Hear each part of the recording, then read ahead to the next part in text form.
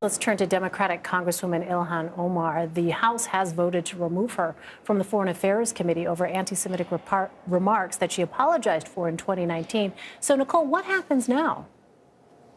Well, this vote is taking place today, and, in essence, more than likely, what will happen is that IlhanOmar will be removed from the House Foreign Affairs Committee. She gave a very impassioned speech on the House floor saying that this will not silence her, it will not take away her voice, it will only make her be louder and bolder, if you will. And, she said even if she is off of the committee for 2 years, that is not going to stop her from advocating the issues that are of importance to her. But this was a very controversial vote. Many in terms of Republicans pointed to some of IlhanOmar's past anti-Semitic statements and positions. And while Democrats acknowledged that those were not acceptable, they felt that she had apologized for her actions, and felt if Republicans can seat people like Marjorie Taylor Greene and other more conservative members in their caucus to these big committees like Oversight and Judiciary,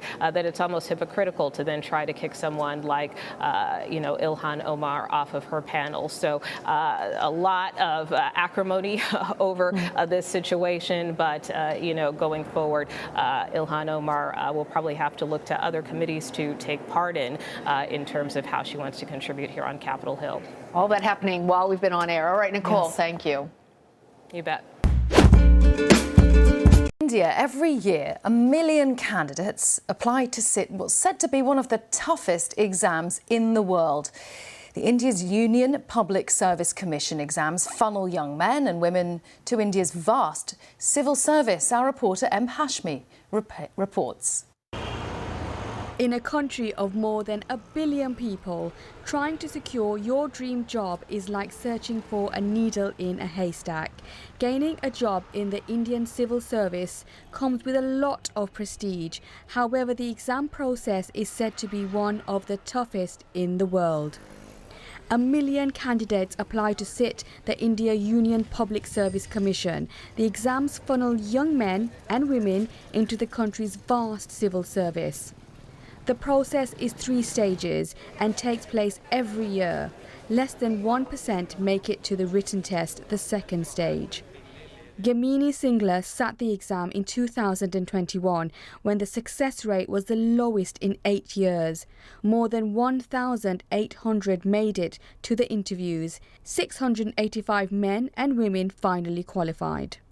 Gamini Singla adopted a strict routine to pass the exams, stepping away from social media and giving up trips to the cinema. Miss Singla came third along with 2 other women, a first in the history of the exam. Finally, she got her dream job after passing what she can only describe as the toughest exams of her life, and has written a book on what it takes to crack the world's toughest exam. The exam is said to be rivaled only by Gaokao, China's national college entrance exam. M. Hashmi, BBC News. Now, when it comes to Congresswoman Omar, based upon what she had said, the anti-Semitic comments, it's all about the Benjamins. The military in America is equal to Hamas and the Taliban. On 9/11, something happened that day. Even the former Democratic chair of the committee believed her comments were wrong. When a resolution was brought up to deal with this last time, she never apologized. They changed the resolution to say anti-Semitism is wrong. We're not removing her from other committees. We just do not believe when it comes to foreign affairs, especially the responsibility of that position around the world with the comments that you make. She shouldn't serve there. But this is what if it was tit for tat, we would have picked people, took them off all committees and said nothing about it. We don't believe in that. I just had a conversation with the minority leader, Hakeem Jeffries. What I asked him to do was to select a couple members, along with himself and mine, and I have a couple members, and one's going to be Nancy Mace to help, and Ken Buck and some others. And I think what we should do is put into the rules. There is a code of conduct here, but I don't know the definition exactly what all that's going to mean. I think that should be clear. So if there is a concern, it's not tit for tat. But I think in moving forward, every single member of Congress has a responsibility to how they carry themselves. Let me finish the question. And it's responsible upon us to let them know what that is, and then what is the due process in a bipartisan way that we can deal with it. So I'm going to put a group of Democrats that Hakeem will select and a group of Republicans, and we'll work to come and clarify the rules and pass something for not only this Congress, but future Congresses as well.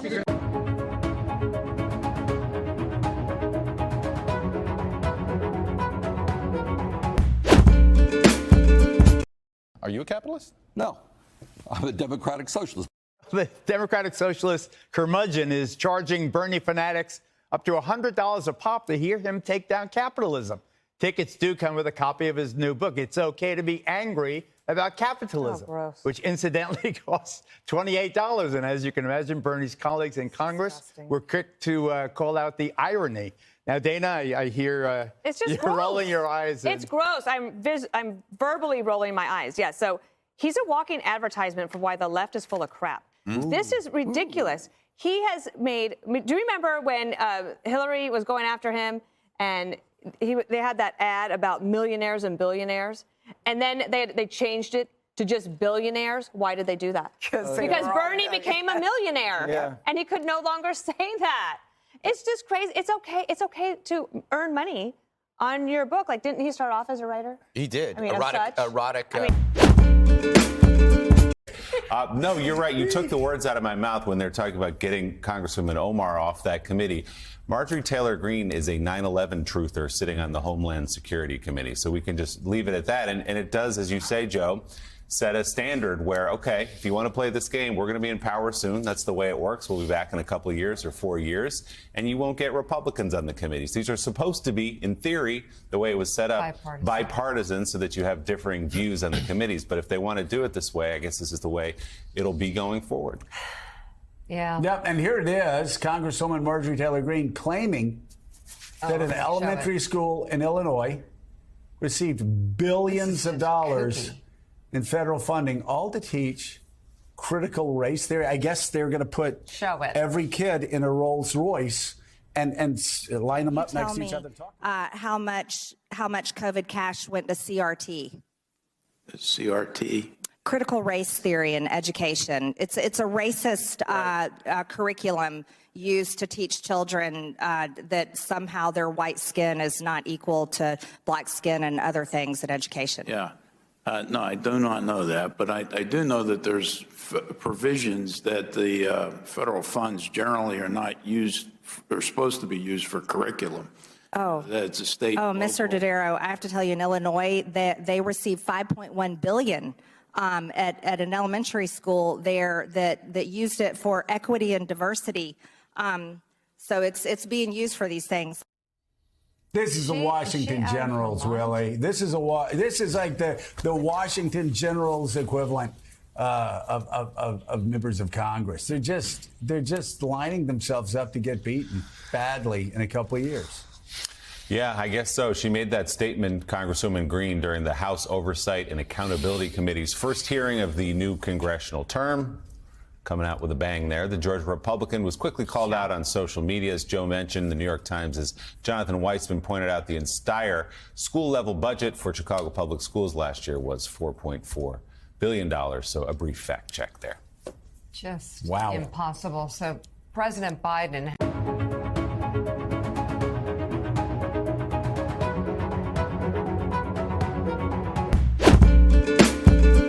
Mr. Speaker, after consultation with the parties in the House, if you seek it, I believe you will find unanimous consent for the following motion. That given the rise of far-right and associated violent extremism led to the attempted insurrection in the United States, the House condemns recent comments made by Fox News personality Tucker Carlson in which he suggests U.S. armed forces liberate Canada from the current Prime Minister. All those opposed to the honourable member moving the motion will please say nay. Nay, I'm afraid we don't have unanimous consent. By the way, it failed, and we don't want to be too picayune or anything, but we did not suggest the armed forces liberate Canada. You're flattering yourself, Canadian Member of Parliament. We wouldn't need the armed forces. A couple of your college roommates just round up the sled dogs and you wouldn't be able to move. There's violence in our communities, like the mass shooting during the Lunar New Year at Monterey Park and Half Moon Bay. And Tyree Nichols and his family and the community in Memphis, their justice is long overdue. Look, in our politics and our lives, we too often see each other as opponents and not competitors. We see each other as enemies, not neighbors. And as tough as these times have been, if we look closer, we see the strength, the determination that has long defined America. Let's continue the practice of the ministry of presence. The ministry of presence. Being present not just for yourself, but for one another. That's what's expected of those of us in public service. The ministry of presence. It means being there for one another. But, there are those in the greatest need who are looking to us. They've elected us to help them, to really look at each other, not as Democrats, not as Republicans, but as who we really are, as fellow Americans, fellow human beings, worthy of being treated with dignity and respect.